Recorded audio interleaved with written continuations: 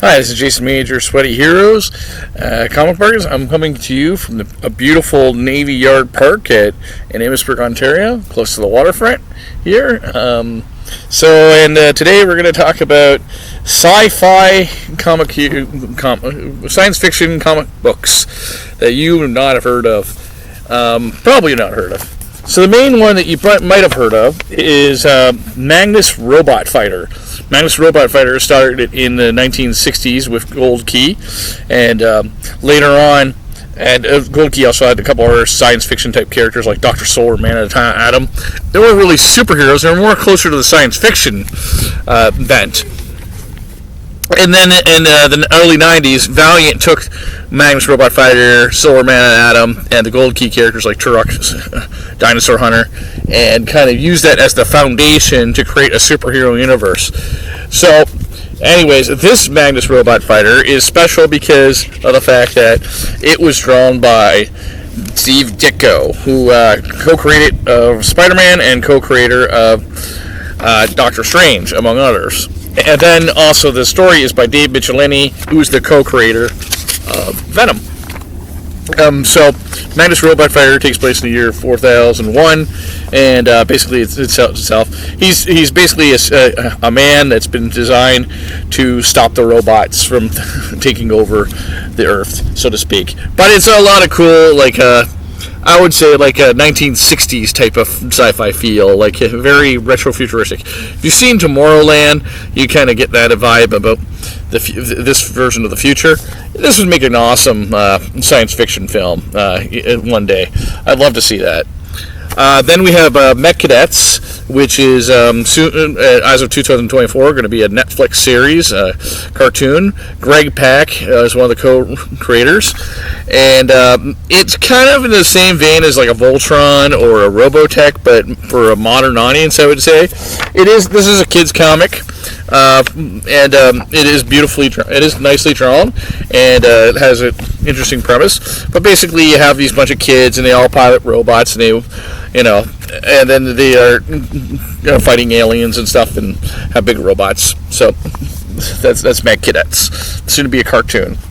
So this is one of those ones where it's really strange and bizarre. Outcast. This takes place in the future. I had to look a little bit to see what year it was, and it says 2049. So I will be alive in 2049 to see if the future is anything like this. But this is another one of those, like, the future is a hellhole, so it'd be kind of in comparison to Judge Dredd, or if you like Judge Dredd, or Blade Runner, something like that. The idea of the Outcast is that society is really, you think Demolition Man or one of these other movies is bad. This is pretty bad. Basically, they're literally encouraging people who are not part of the 2% who are super rich to get euthanasia at as early age as you can. Like, please die so that you don't be a problem to society. And they also encourage them to do stuff like join contests, and like they at one point it said 16 people got the unemployment rate is now at 98%, that kind of thing. So you have some mutants in here who are kind of teaming up together. So this reminded me a little bit of the Marvel comic book X-Men 2099, but this was interesting to me because these are characters you never heard of before. I checked and it says DC Comics, so it's not a creator-owned series. It says DC Comics, but you probably never heard of these characters, and for a quarter, right price to check it out.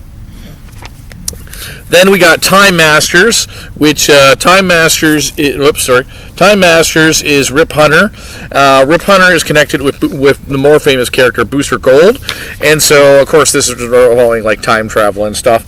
And this one has Art Thibert. I believe that's how you pronounce the name, Thibert, as the artist. So there's some good art here. And again, this is involving time travel. And in this issue, you even have an appearance from Western superhero Jonah Hex. But Time Masters is more connected to the DC universe than something like Outcast. But it's still obscure enough that you might not have heard of it before.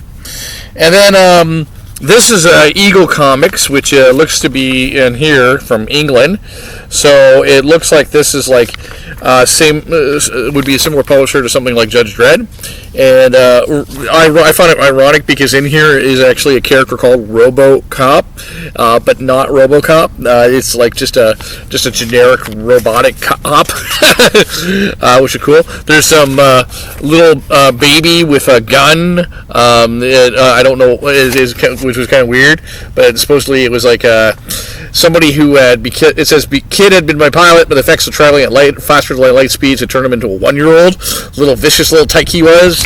I'll let you think about that.